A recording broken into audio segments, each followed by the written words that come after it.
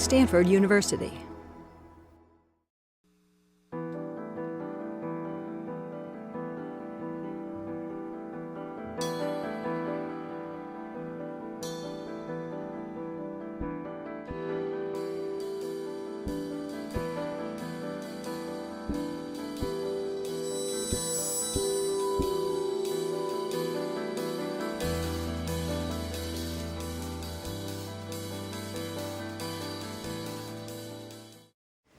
Hello, good night.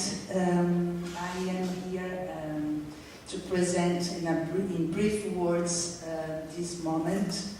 I would say that in the Department of Iberian and Latin American Cultures at Stanford, we have chosen the textual encounter between the Mexican poet Octavio Paz and the Brazilian poet Haroldo de Campos to propose a multiversal, poetic experiment, a translinguistic, transcultural, and transcontinental way to work through unexpected and desired encounters.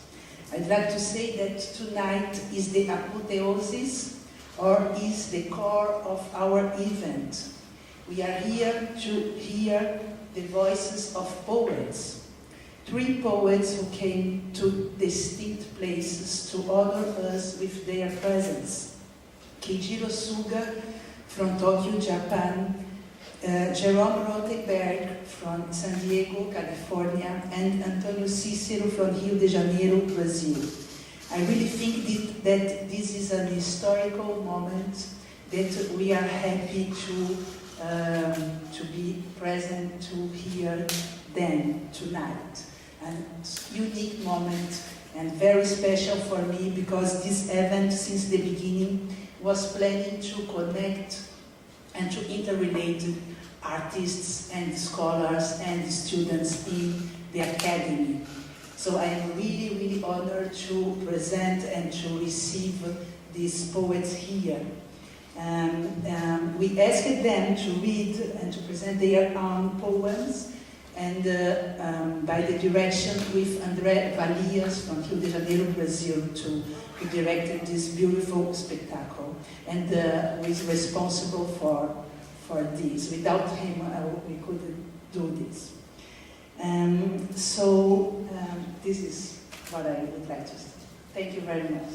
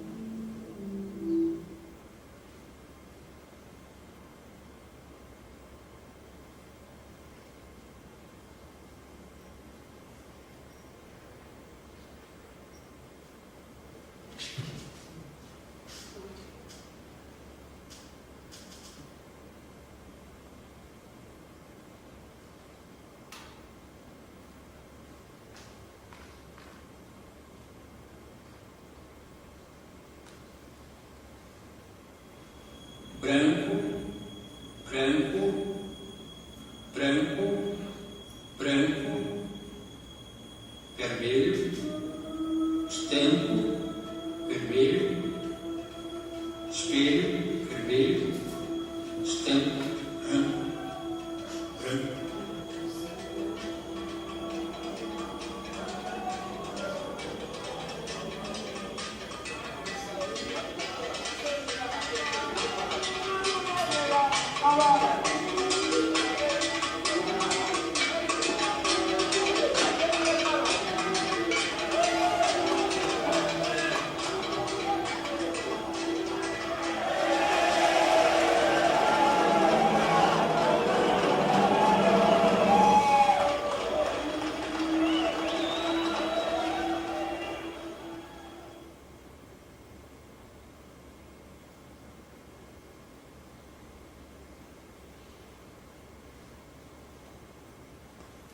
Palabras, frases, sílabas, astros que giran alrededor de un centro fijo, dos cuerpos, muchos seres que se encuentran en una palabra. El papel se cubre de letras indelebles que nadie dijo, que nadie dictó, que han caído allí y arden y queman y se apagan. Así pues, existe la poesía, el amor existe. Y si yo no existo, existes tú. El poema prepara un orden amoroso. Prevé un hombre sol y una mujer luna, el uno libre de su poder, la otra libre de su esclavitud, y amores implacables rayando el espacio negro. Todo ha de ceder a esas águilas incandescentes. Todo poema se cumple a expensas del poeta. Mediodía futuro, árbol inmenso de follaje invisible. En las plazas cantan los hombres y las mujeres el canto solar, surtidor de transparencias. Me cubre la marejada amarilla. Nada mío ha de hablar por mi boca. Cuando la historia duerme, habla en sueños. En la frente del pueblo dormido, el poema es una constelación de sangre. Cuando la historia despierta, la imagen se hace acto, acontece el poema, la poesía entra en acción. Merece lo que sueñes.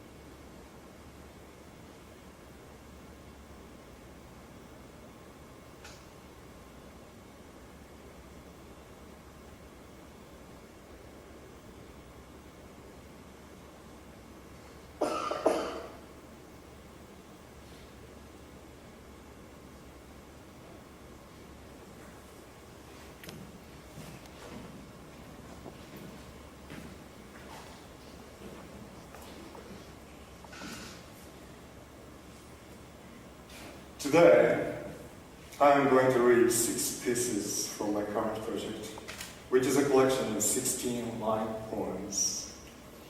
These poems are in the word all about she. The number 4 is pronounced she in Japanese. Japanese is a language with rather limited number of sounds, so in Japanese, words such as death, poetry, poem are also pronounced she. Number 4, death and poetry can all be perceived as homonyms in Japanese. This became my starting point. 4 times 4 is 16. So I've decided to write poems in 16 lines. Shi times shi makes a poem. In other words, death times death is poetry. Death times death, and you get to the point where death is turned back into life. Using this 16-line format, I have been writing about 4 elements: earth, air, fire, and water, 4 seasons, 4 directions, inspired by 4 poets from 4 different languages: Japanese, English, French, and Spanish. But I just can't reveal the names of these poets, not yet. One day probably I will, to pay my debt, so to speak. So, the collection I am hoping to publish later this year will consist of 64 pieces of these 16-line poems. Needless to say, 64 is 4 times 16. And I will eventually make 4 volumes of this kind of collection of 64 poems. Altogether, there will be 256 pieces of 16-line poems. By that time, I will probably come up with a proper name of my invention to call this kind of 16-line form. So today, I am reading 6 pieces, the narratives of which take place in 4 different topoi: the seashore, mountain, forest, and marsh. Now, let me begin.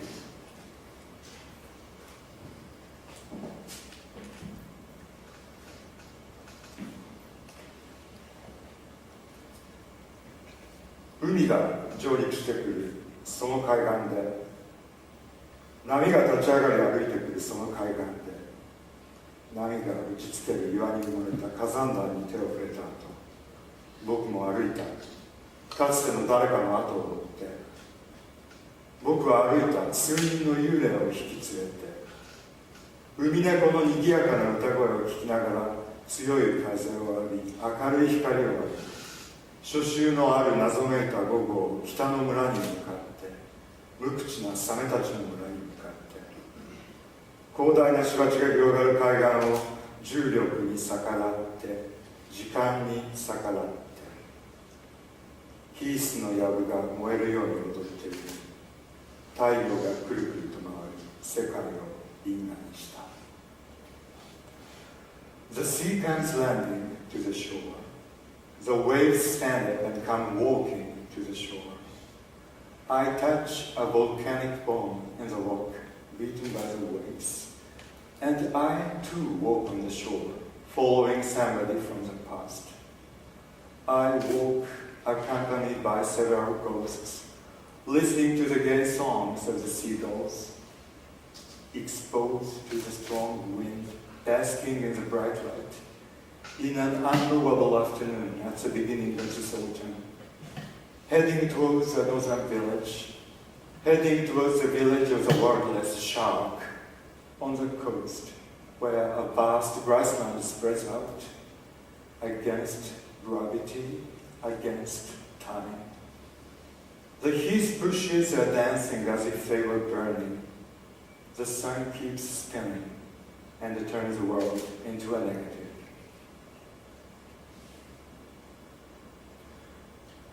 樹木の世界と鉱物の世界の隙間を縫って僕らは進んだ。夏の北の斜面を登っていった。小道は川になり、ぬかるみになり、木の根が露出して歩きにくい階段のようにもなった。その小道は泥と空の間で、光と緑の間でもあった。流れる水ととどまる大地の間で、流れる時間ととどまる画像の間でもあった。つまずきつつ登っていく僕らがやがて硫黄の匂いのする枯れ果てた岩場に出る頃には、空は夜のように真っ青に澄み渡り、重い雲が白く這うように空を進んでいた。その白さを見ながら僕は心を反転させ、真冬の嵐を想像する。すると思いがけない冷たさが我々の方を指すのだ。一面の白の中で無数の兵士たちが倒れている。彼らの言葉が凍り、ポロポロと口からこぼれているのも見える。Abriendo paso entre el mundo de los árboles y el mundo mineral, avanzamos. Subimos por la ladera norte del verano. El sendero se convertía en arroyo lodoso. Las raíces de los árboles se desnudaban para convertirse en escaleras difíciles de subir.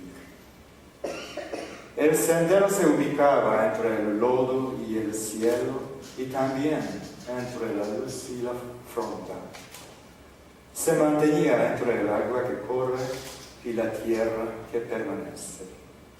Y también entre el tiempo que corre y las imágenes que permanecen.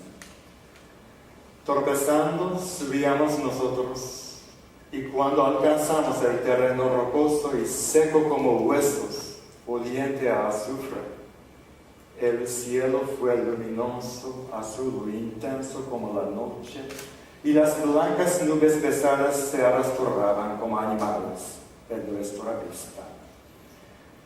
Al contemplar su blancura, di la vuelta a mi corazón e imaginé una tempestad de invierno. Y enseguida, un frío inesperado punzó nuestras mejillas. Dentro de la vasta vista blanca yacían incontables soldados. Vi también sus palabras que se helaban y se les caían de la boca una tras otra.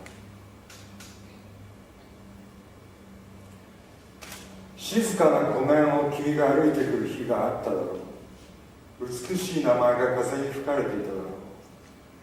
水中には梅に似た白い花をつける藻が浮かび、木陰では見えない蝉の声が形なき空気を鮮明に切り分ける。そして山影は、日没前の10分間だけ山は三角形の影を平野に投げかける。平野にいては見えない三角形だ。まるでギリシャの幾何学者が無双したような三角形。僕がいるここは山頂近くの小さな沼で、岸辺にはモリアオガエルがそっと息を潜めている。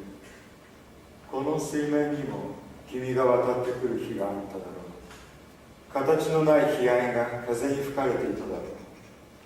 ついてきた。同じように歩けるなら。名前を知らない猛禽が頭上を滑空した。もう私には歩くという動作がわからない。Perhaps there were days when you came walking on the calm surface of the lake. Perhaps a beautiful name was blowing soundlessly in the breeze. In the water were floating algae with plum-like white flowers. In the shade of the trees, the voices of invisible cicadas sharply divided the shapeless air.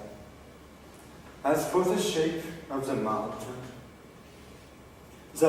cast a triangular shadow on the plain just for 10 minutes before sunset. It was a triangle that cannot be seen from the plain. It was a triangle dreamt by a Greek geometrician. Now I find myself by a small pond near the summit, and on its border a tiny green forest frog is quietly holding its breath. Perhaps there were days when you came crossing the surface here too. Perhaps shapeless sorrow was silently blowing in the breeze. I want to follow you if I could walk just like you. There's a bird of prey, I don't know what species, gliding above my head. I no longer understand this motion called walking. もう一つの海岸には太古の森林が埋もれていた。最終氷期、大洪水、埋没、泥炭、そしてこの海岸の崖に全てが露出する。2万年の太陽と2万年の風が流星の落下を見届けて、木々の根がその形を保ちつつ、眠りと目覚めを曖昧に繰り返すのだ。崖には水がジュクジュクとにじみ出て、時折流れとなり、心を騒がせた。それに我々は何を知っているのだろう、どこまで進歩できるというのか、と嘆いたゲーテの心を、ハングルやロシア文字が散らばるこの海岸で思うとは、打ち寄せる波の澄んだ海水で、傷のついたリンゴを洗ってかじり、白く泡立つ波の影に、静かな愛の衝突。On the other coast, the western, an ancient forest is buried. From the last glacial period, the deluge, the oblivion, the layer of peat. Now, everything is exposed at the cliffs on this shore. After witnessing 20,000 years of sunlight, and 20,000 years of wind and the continuous fall of meteors, the tree roots, while maintaining their shape, ambiguously repeat sleeping and waking. Water seeps out of the cliffs. Water occasionally becomes streams and agitates my heart. I never imagined that I would think here of Goethe's lament. Besides, what do we know? How far can we make progress? On this coast where Hangul and Russian alphabets are scattered, with the clear salt water of the dashing waves, I wash a damaged apple and take a bite. In the shades of the waves, forming in white, is a reflection of the gentle smile of love.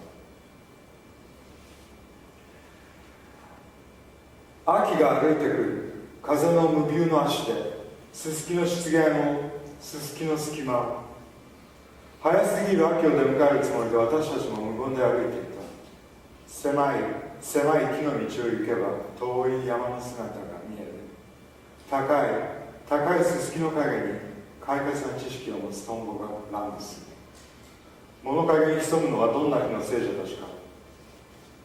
ここで氷を割ったのかい、石を焼いたのかい、どんな季節のオレンジ色な太陽やどんな雨雲の下で歌があったの、笛と弦を知っていたの、群れなす鳥を取ったの。すすきが隠す古い旋律には耳が届かないけれど、ざわめく雲のような希望を捨てることはない。私は君たちに語りかける。Autumn comes walking with the infallible feet of the wind. Through the shallow marshland, through the narrow openings of the tall silver grass. We too are walking speechless, with the intention of meeting this autumn that has come too early.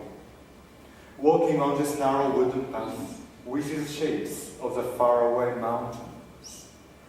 In the shade of the tall silver grass, dragonflies with cheerful knowledge dance wildly. Hiding in the shades are the living of what past periods? Did you break ice here? Did you burn stones here? Under the orange sun of which season and under what kind of rain clouds?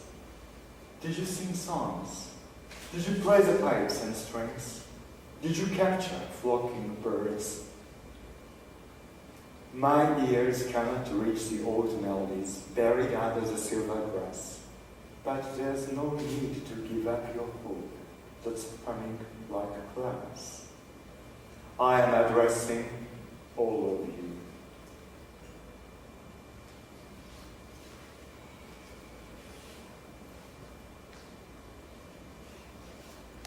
小さな森を探そう。極小の森でいい。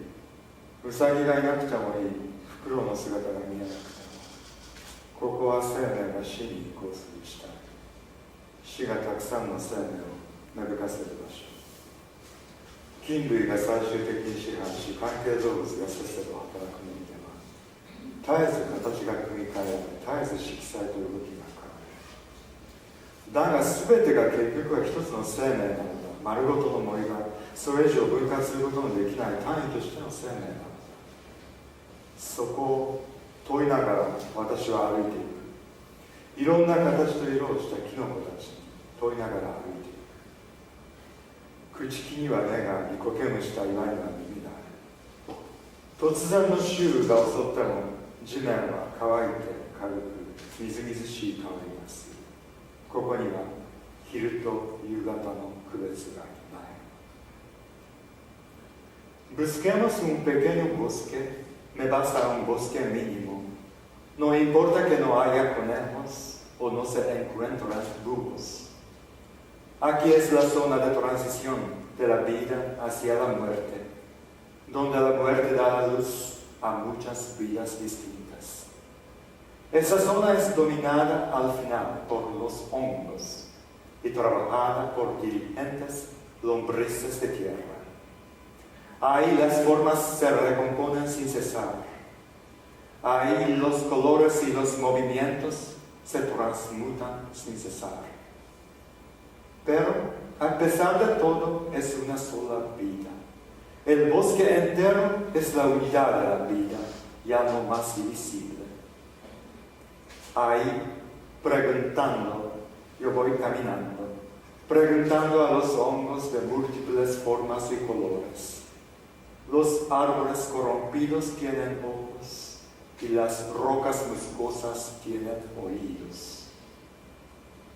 Aun cuando nos sorprende un aguacero, la tierra queda seca y ligera, huele bien y fresca. Aquí no hay distinción entre el mediodía y el crepúsculo.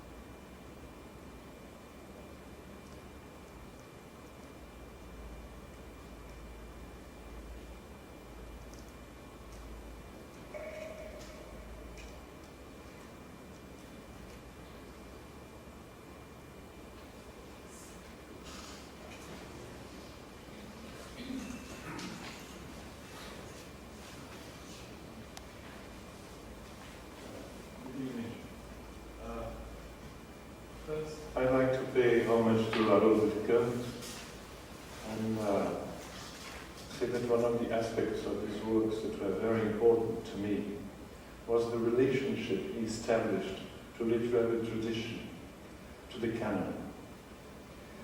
He didn't just receive it, so to speak, passively. He had an active relation to it. In tradition, he chose what interested him. We might say that he chose his influences and dialogued with them as though they were still alive. He interpreted Ezra Pound's slogan, "Make it new," as though it meant that you would also make tradition be new. After all, as another Poundian slogan says, poetry is news that stays news. Campos loved what he thought was still alive in tradition and made it even newer by translating, or rather, as he said it, transcreating it into his modern language, Portuguese. This relationship to tradition was doubtlessly one of the most important aspects of his works to me. So I thought of bringing an example of this. And first I'll read a small poem by Horace, translated by W.G. Shepherd into English. It says, a famous Carpe Diem poem. Do not inquire. We may not know what end the gods will give, Ducano. Do not attempt Babylonians' calculations. The better course is to bear whatever will be, whether Jove allot more winters, or this is the lust which exhausts the Tuscan sea with pumice drops supposed. Be wise. Decant the wine. Prune back your long-term hopes. Life ebbs as I speak. So seize each day and grant the next no credit. And then another one, which I'll read on your part, which says, in a certain sense, the opposite. I have achieved a monument more lasting than bronze and loftier than the pyramids of kings, which neither gnawing rain nor blustering winds may destroy, nor innumerable series of years, nor the passage of ages. I shall not wholly die. A large part of me will escape Libitina. While Pontiff and Vestal shall climb the Capitol Hill, I shall be renewed and flourish in further praise. Where churning of fiddles resounds, where Dornos pour in water govern his rustic people, I shall be spoken of as one who was princely, though of humble birth. The first to have brought Greek song into Latin numbers. Take hard-won pride in your success, Melpomene, and willingly wreathe my hair with Apollo's laurel. Now, while in this poem that I've just read, Horace speaks of the future of his poems. In the first famous Epicurean poem, Carpe Diem, or Pluck the Day, he tells Nicono to enjoy the present time without regard for the future. Poems may, of course, contradict themselves. Poets may contradict themselves, and poems may contradict themselves. And that is no objection at all to them, as it would be for a philosopher to contradict himself. You may, for instance, read the Carpe Diem poem and agree with it, and then you read the other one and agree with it too. They may, in fact, contradict themselves, poets, in one and the same poem.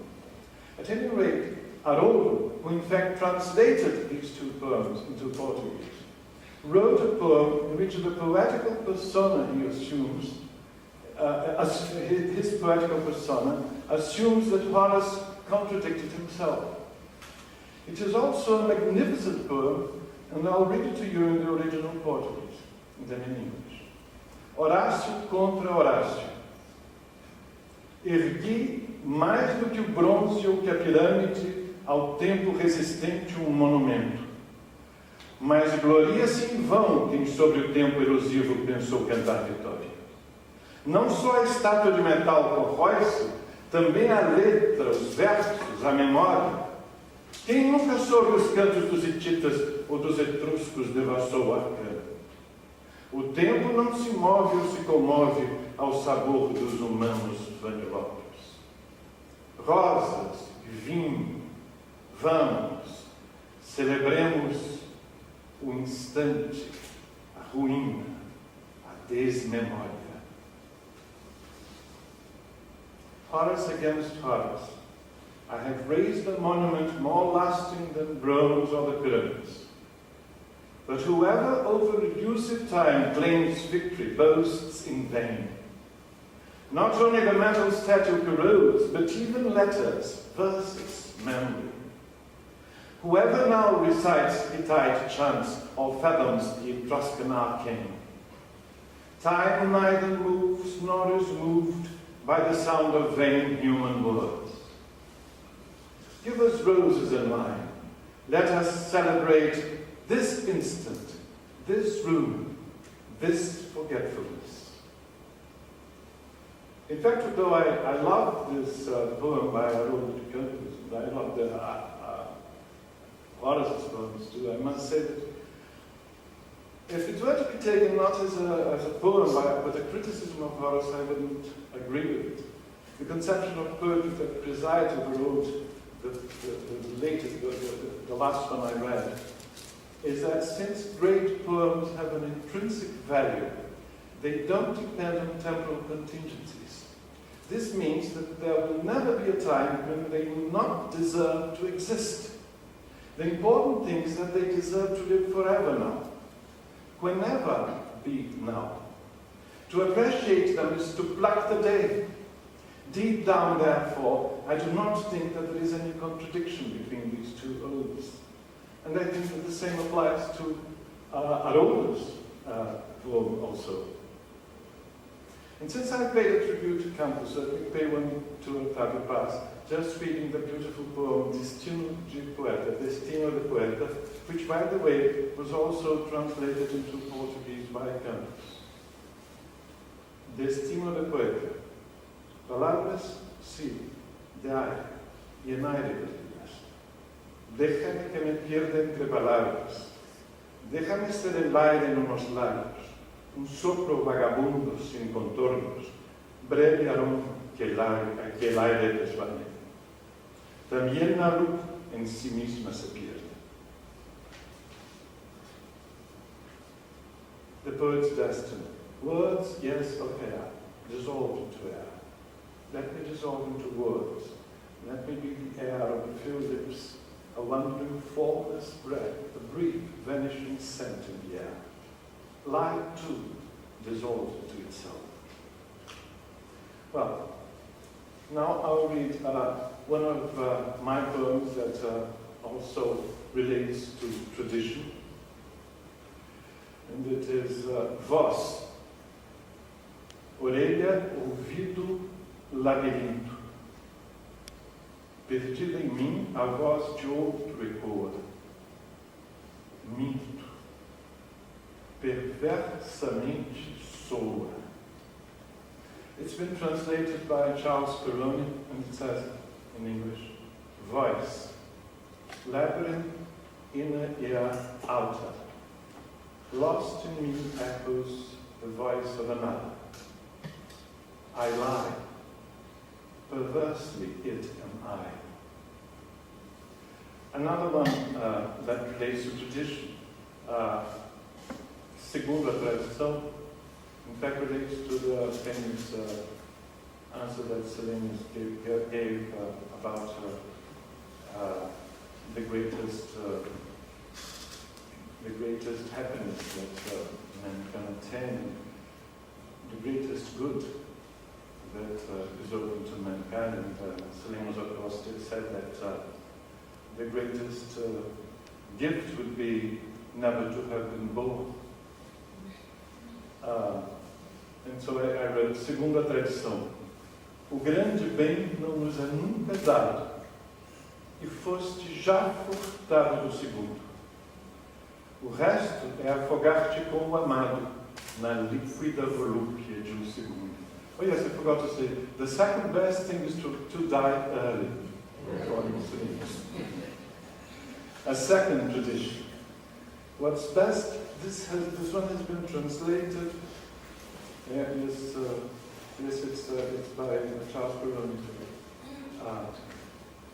What's best of all you never would discover. Already you've been stolen in the second. What's left for you but drowning with your lover in the voluptuous liquids of a second?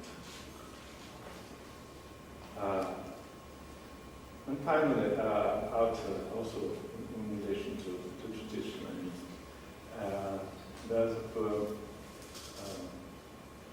called Echo. Echo. You know that Echo was the nymph who fell in love with Narcissus. This beautiful story is in Ovid. She had been punished by Aphrodite, Venus, as Ovid says in Latin. And she, the idea is that she had deceived Juno. And Juno was looking was trying to catch Zeus with some other nymphs, and she kept talking so that Venus wouldn't leave her. And Venus found out, and Venus suspected this, all this, and so she made her always repeat the last words that people said. Anyway, I wrote this poem, Echo, and it says: a pele salgada daquele surfista parece doce de leite condensado.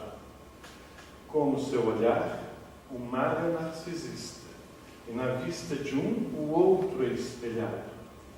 E embora, quando ele dança sobre as cristas, goste de atrair olhares extraviados de banhistas distraídos ou artistas, é claro que o mar é seu único amado.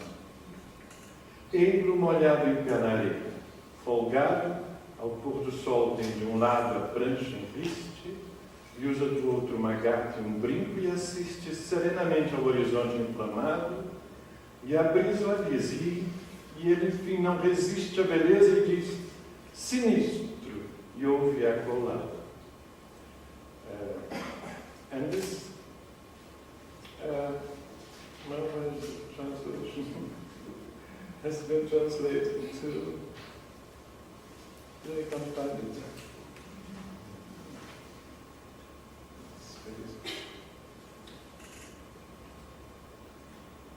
Oh.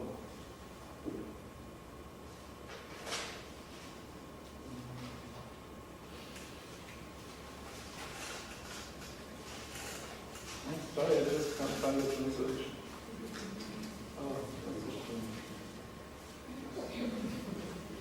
Well, I'll go on to another poem. I'm sorry.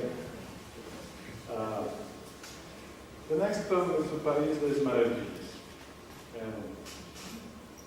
It sort of relates to the wondrous land. It's been, this one at least has been, I have the translation.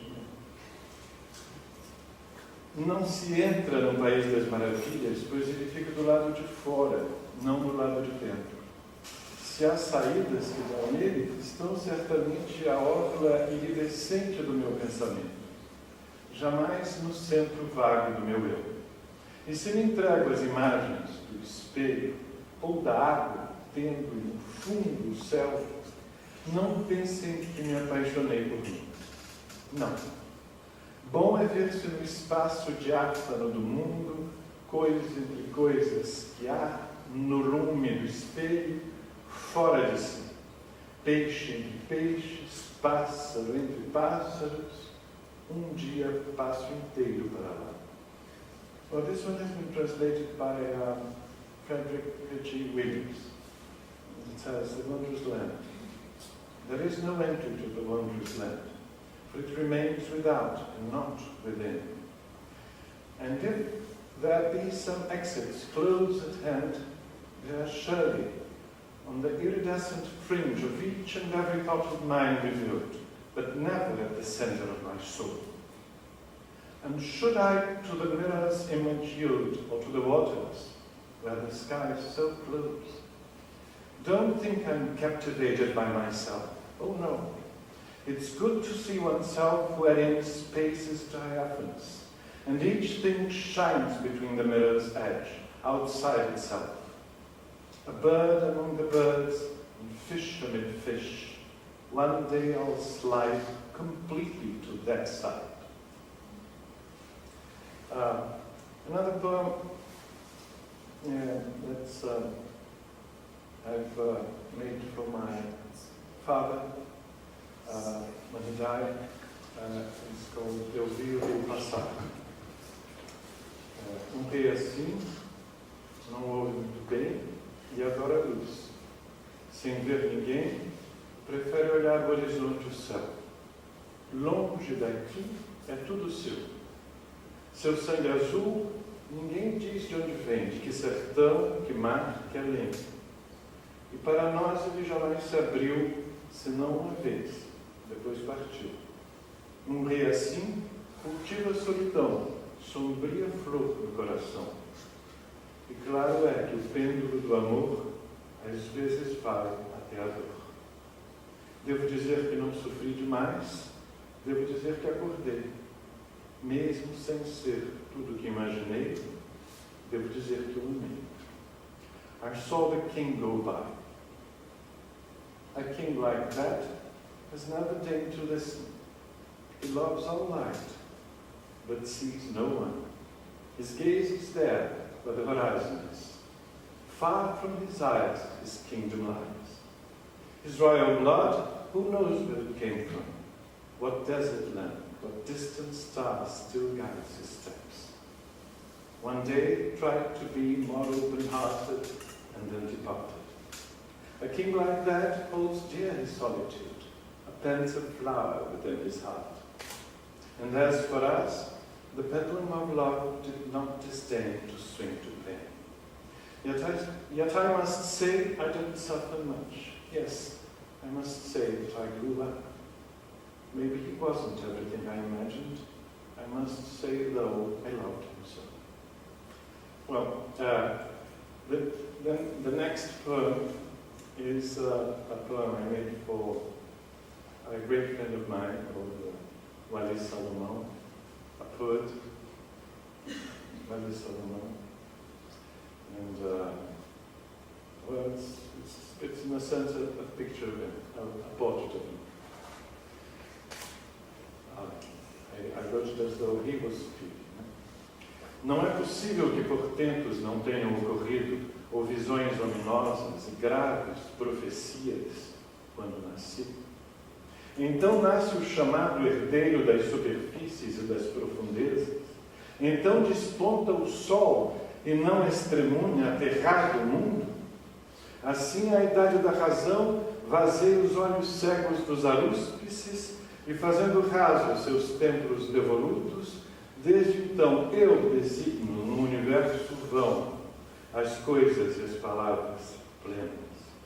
Só, com elas, recôndito e radiante ao sopro dos tempos, falo e digo, dito e decoro, o caos arreganhado a receber incontinente.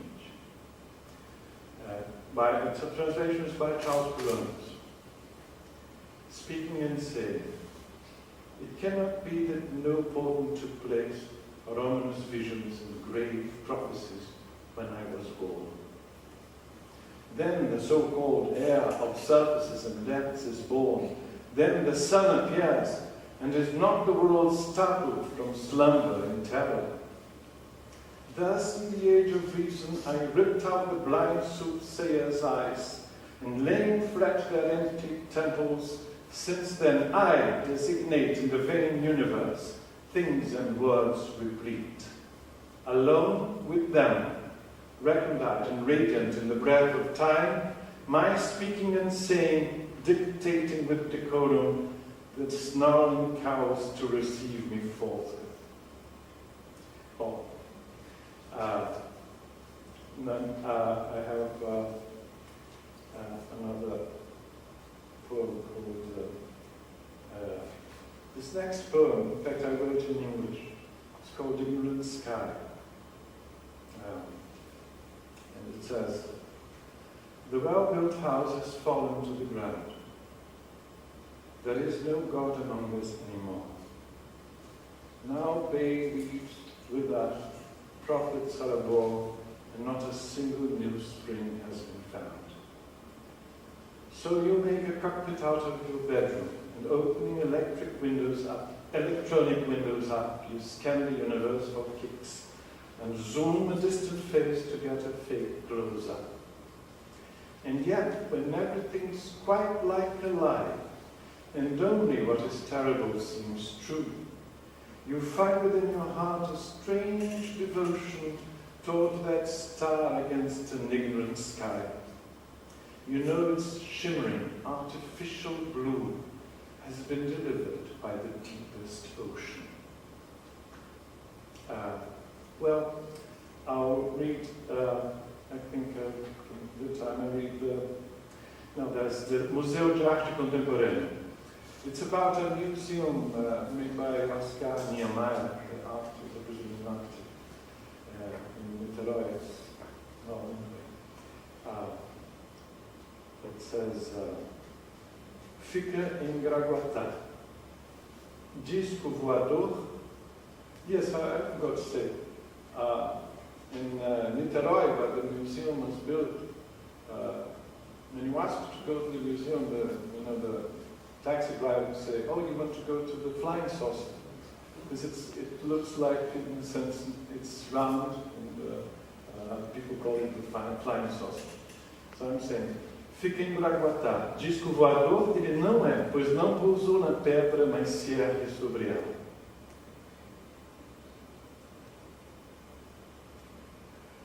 Nem alça voo, a orla das cidades e das selvas suspende-se no ar, feito pergunta. E o que tem dentro mergulha e se banha no mundo em volta, e o mundo em volta o inunda. É o museu fora de si, de Atalaia, a curva do abismo, a altura das musas, sobre o mar, sobre a pedra sobre o mar, e sobre o espelho d'água que se apura, sobre essa pedra, um mar a flutuar, um céu na terra, quase nada, um ar, a flor de concreto do Niemeyer. Museum of Contemporary Art. It stands on Boa Viagem, not quite a flying saucer, since rather than having landed on the cliff, it rises above it. Aloof from the cities and the forests, it floats on the air like a question mark. And what's inside it bathes in the surrounding world, and the surrounding world overflows it.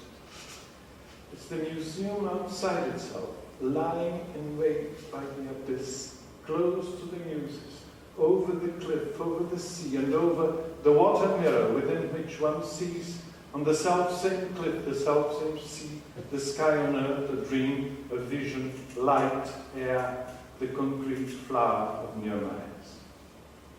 And the last one is a poem called Guardar.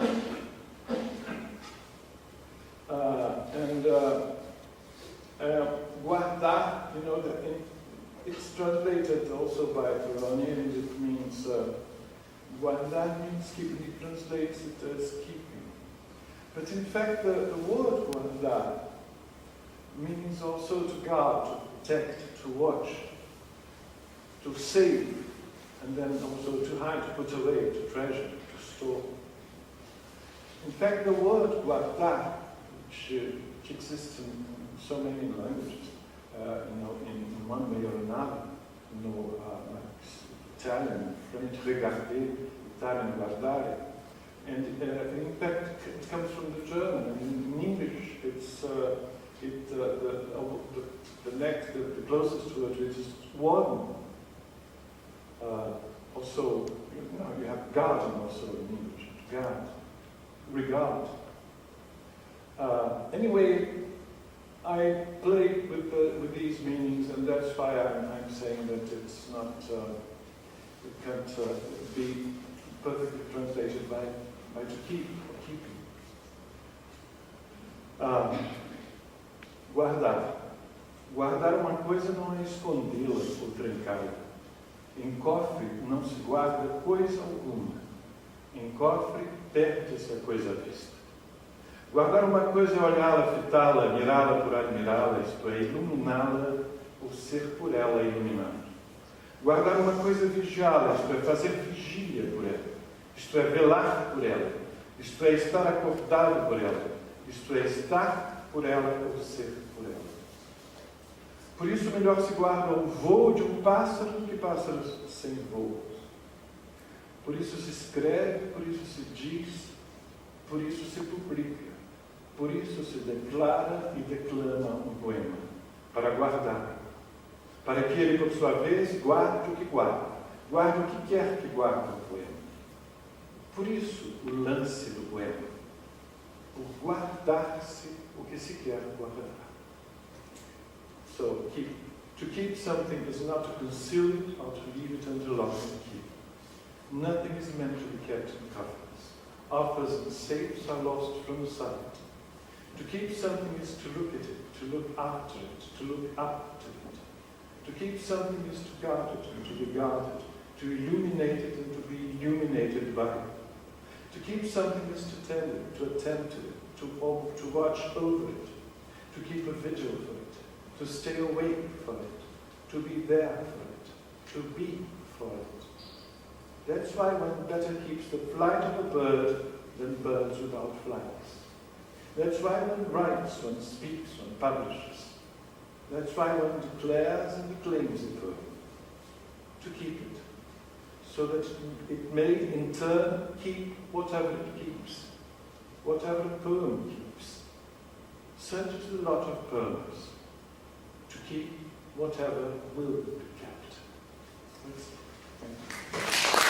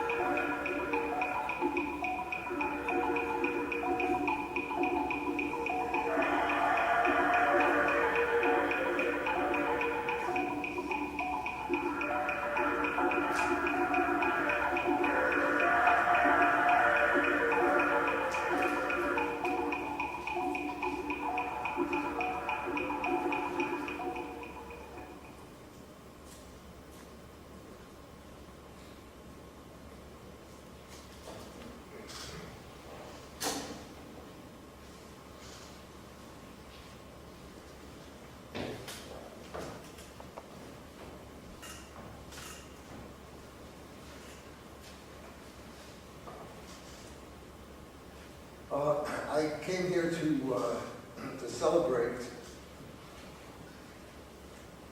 Octavio Paz and Haroldo de Campos, who shared with me, or with whom I shared, a belief in the otherness of poetry and its foundations in our most personal works in the language of others. So translation is a basis of all that we do, or activities related to translation. So I begin with a couple of sentences from the Mazatec Indian shamaness, Maria Sabina from Oaxaca in Mexico, for whom not only visions came through the psilocybin mushrooms that she used in healing, curing, but language itself. She speaks of the mushrooms as the saint children, and she says, language belongs to the saint children. They speak, and I have the power to translate. I'll begin and end with from a long series of poems. The last poem I wrote in the 20th century, and the first poem that I wrote in the 21st century. And again, part of this is to allow other voices to come in. So this one begins with a very short sentence by the American poet Amir Baraka. It contains somewhere within it, but you don't have to know where. A short sentence from the American artist Jenny Holzer. I can't say who I am. I can't say who I am, but go for it, and speak as if I knew it. Time is half the story, so is death. I run from shadows to avoid old people maddened by God. I follow animals whose eyes at night mirror my face. Seeing myself asleep, I touch my arm. I celebrate new forms of sex. I am frantic, knowing that nobody has a way out or a face more marked than mine. I was not born alive. The case for memory grows weaker day by day. The more I know myself, the less I am. I hold on to a name because it suits me, but the voice behind it never was my own. A few years ago, I was commissioned by Francesco Cones, commissions people to write poetry, to do something in relation to a series of 15 large black and white photographs of Haroldo de Campos. And I took short phrases and sentences from translations of Haroldo's poetry by various people, and rhymed myself, played with his language, and did a series of quick responses to them. So these are called 15 Antiphonals for Haroldo de Campos, and in the written form they're numbered, but you'll hear when I go from one to the other. So the first phrase is Haroldo, and the second is my voice. 15 Antiphonals for Haroldo de Campos. Burnt by asthma, curse me asthma. A blind nail oiling sun's axis. A kind whale spoiling nun's praxis. The malice of the mastery, the chalice of her chastity. The crux of the incredible, the flux of the inedible. Mirror moon in the mirage, silver spoon for persiflage. From muse to Medusa, all hot. When accused, the accuser will rot. The fire became water, the water, a body of vapor. The tiger proclaimed slaughter, the slaughter modified nature. Weary, weary, weary, and a fury, dreary, dreary, dreary in Missouri. Mother of the self mature, silver on my shelf secure.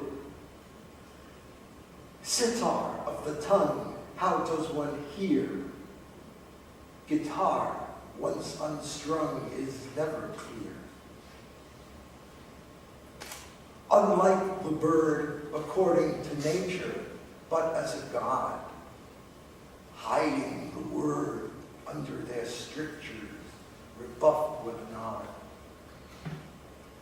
In front of a greater king, a king lesser great, unsung, who will later sing, will more sing still late.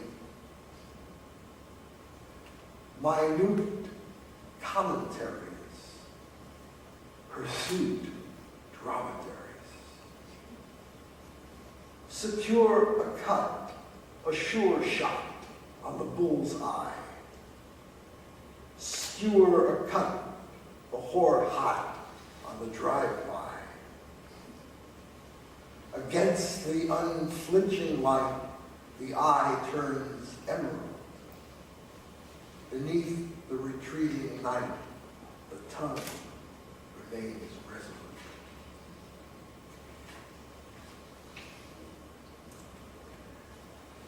And because I was coming here also to celebrate Blanco, this is a couple of variations just written for Octavio Paz and Blanco. And it's with some other poems that I've done in the past around Lorca and others.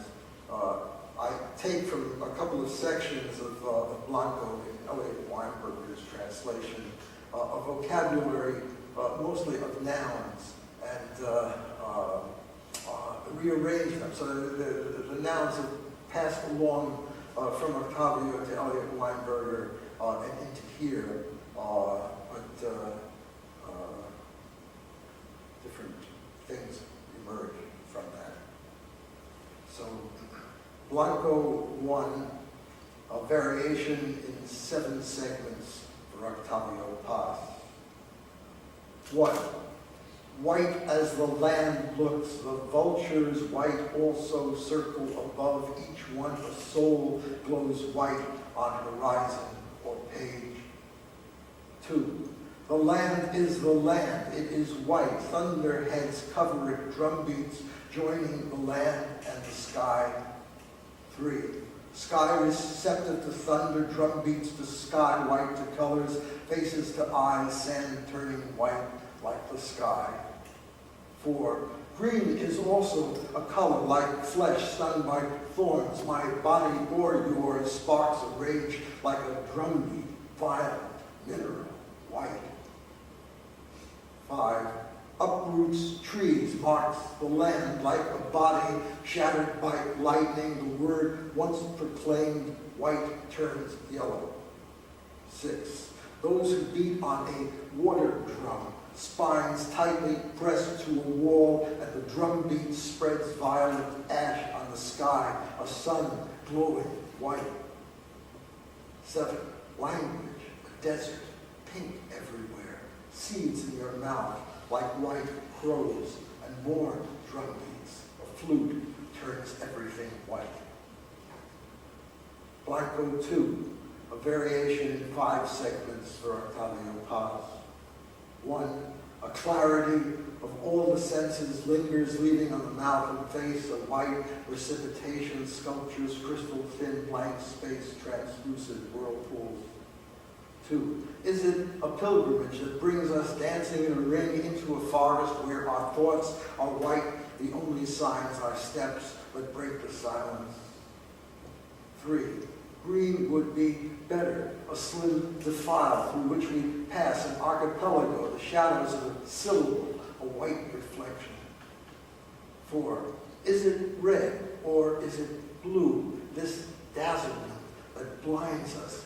Numbers dancing in the void like things, a final clarity, no longer white. 5. Thoughts fade, winds cease, forgetfulness erases truth. There is a deeper music in the words we speak. Yellow isn't white, and amethyst is just a color.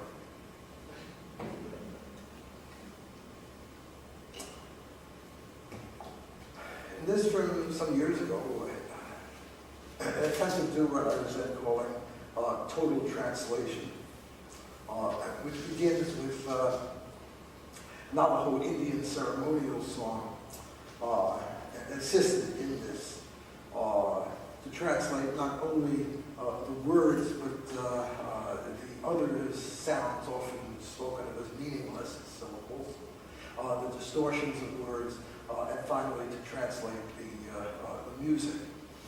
So a total translation of what Haroldo called transcreation. I don't think we had this in mind. The story behind the poem is that the hero god, enemy slayer, is sent by his mother, changing woman, the earth goddess, to the house of his father, the sun god.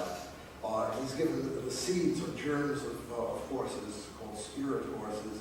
And in the 13th horse song, Frank Mitchell, Navajo medicine man, chanter, Hatali, he imagines how beautiful the horses will be when they change from the seeds, the germs of horses, into real horses.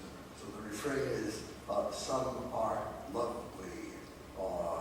Words, I won't sing the whole thing, but if you just focused on the words, he identifies himself. I was a boy inside the dawn, going from the house of the white shell, home, going from the house of dark, and home, going from the swollen house my breath is blown, going from the house of holy home, and so on. But as a total translation like this. Khan. Some are lovely now, but some and are my hours now. One by wings, some are lovely now, but some and are my house now. One by wings, some are lovely now, but some are and are my houses now. None by wing, but by some wing now, because I was in Khan, I was the boy, inside the dawn of the summer rat. My house now in one by wing, and by going from the house of darkened, oh no, summer rat, my house one by wing, and by going from the swollen old house, my breath is blown summer rat. My house one by wing, and from the blaze of jewels we walk not on the summer at my house now. One by wing with my feathers that are white and calm, but summer at my house.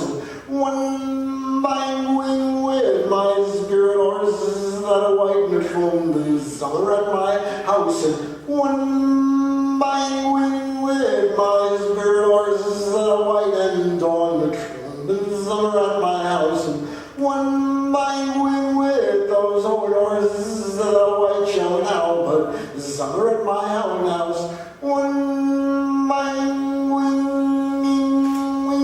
and jewels of every kind to go and draw them on and summer at my house now, and one by wing with horses of every kind to go and draw them on and summer at my house now, one by wing with men of every kind to go and draw them on summer at my house. One by wing in this house of precious jewels we walk and conward my house in one by wing, and everything that's more won't be poor summer at my house in one by wing, and everything that's now living to be old and blessed now, but summer at my house now in one by wing, because I am the boy who blesses to be old and summer at my house in one by wing, lovely now by summer, and at my house one by wing, lovely now by summer, and at my house one by wing, lovely now by summer, and at my house none by none wing, but now known my wing.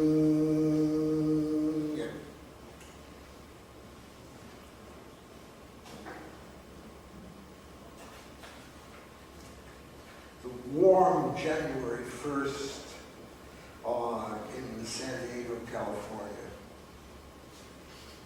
and the numbers of the years had changed from 19s to 20s, which is strange.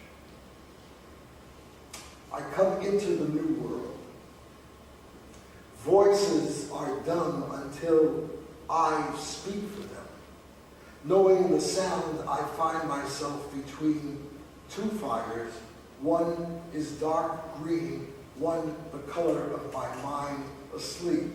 I come into the new world where the thought of death no longer rankles. It will be good to be a stranger always, to know the terms by which we visit, back and forth and sideways. In the morning, I will wear a suit with shoulders big as boards. My clothes are silver plastic. When I step into the car, it starts to fly. I play games with children where I make a nose into an ear. Like a clock, my heart moves closer to the burning babe and stays there. I will now count the century by ones and twos. This morning, all the voices in my dream spoke with one voice. I feel privileged to be here among you. From now on, we will live on borrowed time.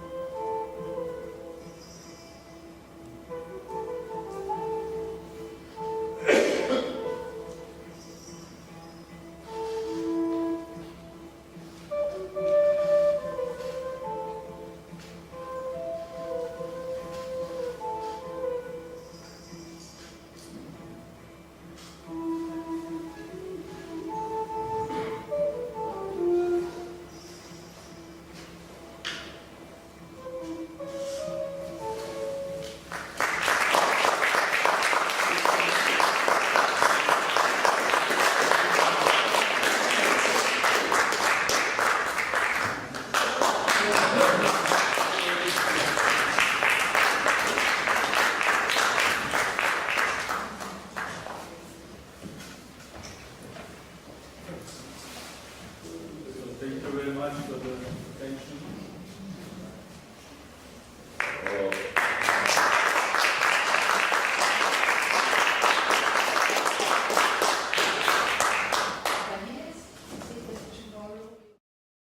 For more, please visit us at stanford.edu.